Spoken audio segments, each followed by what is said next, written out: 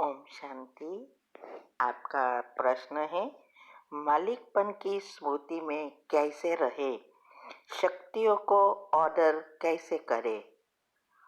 उत्तर है, मालिक बनना अर्थात वर्षे के अधिकारी बनना।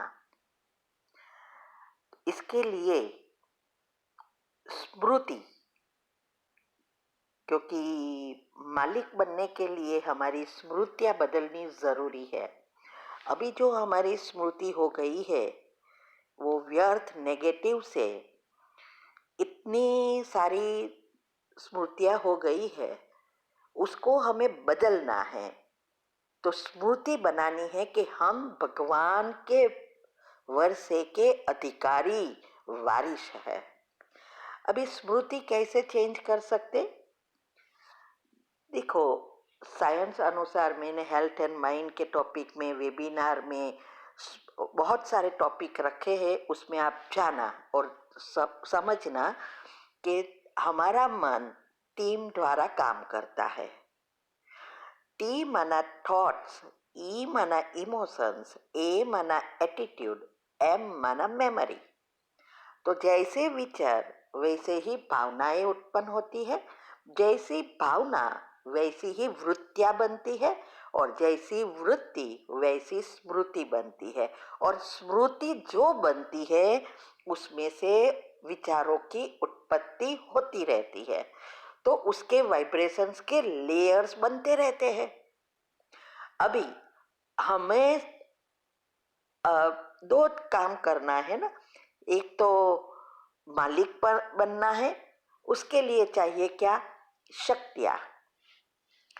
अभी इसीलिए दो प्रश्न आपने पूछा, शक्तियों को भी ऑर्डर करना है तो स्मृति बनेगी, तब हमारी नेचुरल शक्तियाँ आना शुरू हो जाएगी।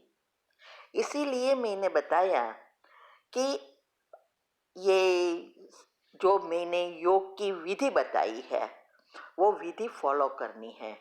आप नई चैनल पर जाएंगे तो भी उसमें भी इजीली उसकी रिलेटेड वीडियो मिल जाएगी कि कैसे योग या अच्छी अवस्था बनाने के लिए क्या क्या करना है। उसमें सब आता है कि योग की पहली अवस्था और दिनचर्या मनचर्या सेट करना, यही मुख्य पुरुषार्थ है, जिससे हमारी साते चक्र के लेयर्स, वाइब्रेशंस के लेयर्स पॉजिटिव बन जाते हैं, हमारे सारे गुण एक्टिव हो जाते हैं। यही तो स्मृतियाँ है। अभी ये गुणों को एक्टिव करने के लिए हमें सारा दिन जो विधि बताई उस अनुसार हम करेंगे तो हमारा संकल्प शक्ति का स्टॉक बढ़ जाएगा, तो योग लगेगा। योग लगेगा तो पाप कर्म भस्म होंगे और हमारी वही शक्तियाँ बनती जाती है। जो गुण की हम चिंतन करते जाते हैं वो गुण शक्तियों में परिवर्तन होता है। इसीलिए गाय का भी आज भी गौ का उदाहरण दिया है कि उसको जो ज्ञान हम सुनते हैं उसको गौ की तरह उसको उगालना है, माना बार बार मनन चिंतन मंथन में लाना है। तब वो आत्मा का भोजन जो है शुद्ध संकल्प, वो शक्ति में परिवर्तन होगा। तो ये दोनों एक दूसरे से जुड़े हैं। तो मालिकपन की स्मृतियां अगर नेचुरल हो जाती है तो फिर हमें कोई याद कराना नहीं पड़ता। देखो, दुनिया में भी कोई बच्चा बहुत साहूकार के घर जन्म लेता है और जैसे वो बड़ा होता है, उसको पता है कि उसकी पापा की बहुत सारी मिलकत है, या उसके पापा पद पर बड़े ओहदे पर, माना पद ऊपर बैठा है, या मिनिस्टर है, या कोई बड़ा साहूकार नामी ग्रामी है, तो उसको नशा रहता है ना, नेचुरली नशा रहता है, उसको कोई मेहनत नहीं करनी पड़ती। ऐसे ही अगर कोई व्यक्ति कोई गरीब बच्चे को एडप्ट करता है और जैसे ही वो उसके एडप्ट करके नए माता पिता को एक्सेप्ट करता है तुरंत ही उसको पता है कि ये सारी मिल्कियत किसकी है, मेरी है। तो ये नशा नेचुरल चढ़ता है ना। तो ये अभी इसमें भी दो है। जब बच्चा छोटा है, एडप्ट किया छोटेपन से, तो उसको पता नहीं है। जब तक वो मैं थोड़ा समझे, बड़ा होवे। ऐसे ही सेम थिंग ज्ञान में है। अभी हमें भगवान ने आके एडप्ट किया है।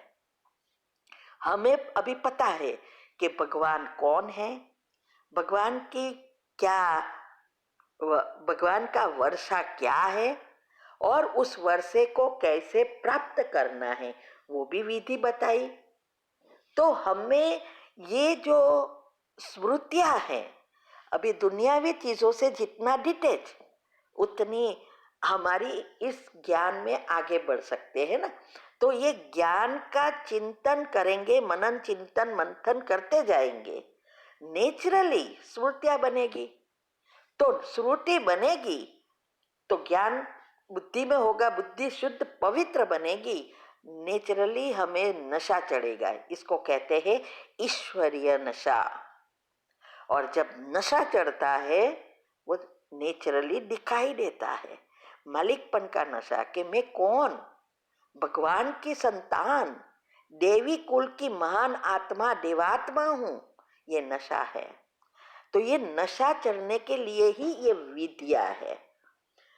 तो जब हमारी ये अवस्था बनती है, तब हम शक्तियों का आह्वान कर सकते हैं। इसका मतलब यह है कि जिस समय जो परिस्थिति है, जो शक्ति उसके लिए चाहिए, वो शक्ति ही हम यूज करें।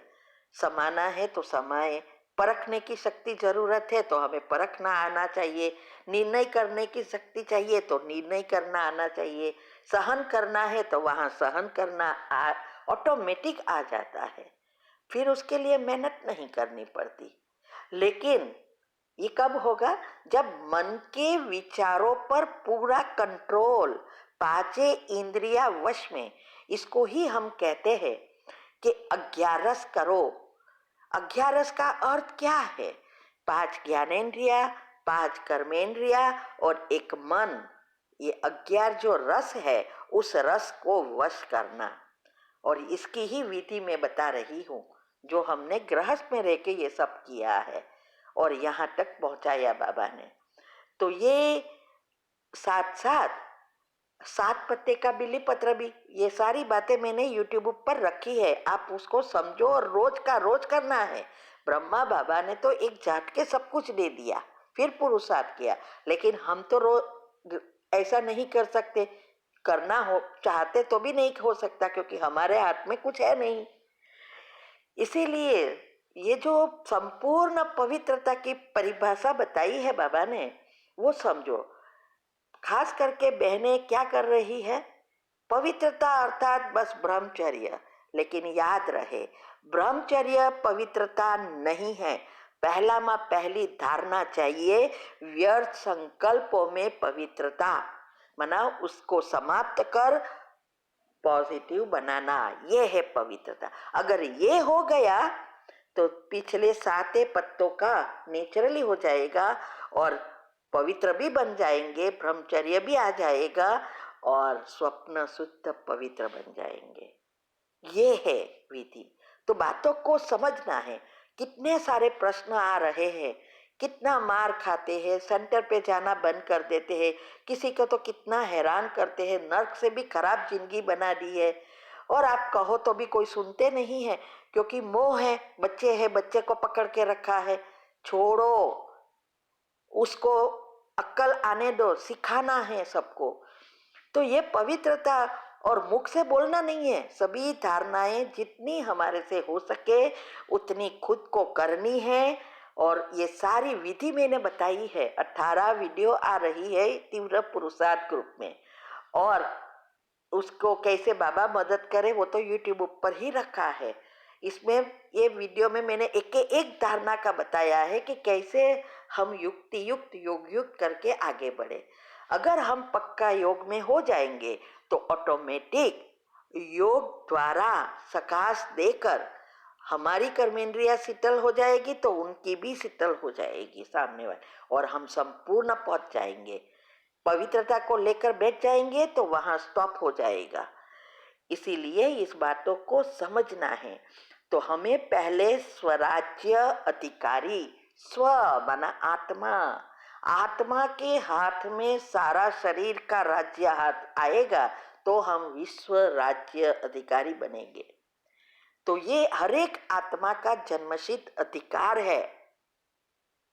तो इसीलिए बाबा ने कहा कि मालिकपन की स्मृति से होगा तभी शक्तियों का हम आह्वान कर सकेंगे।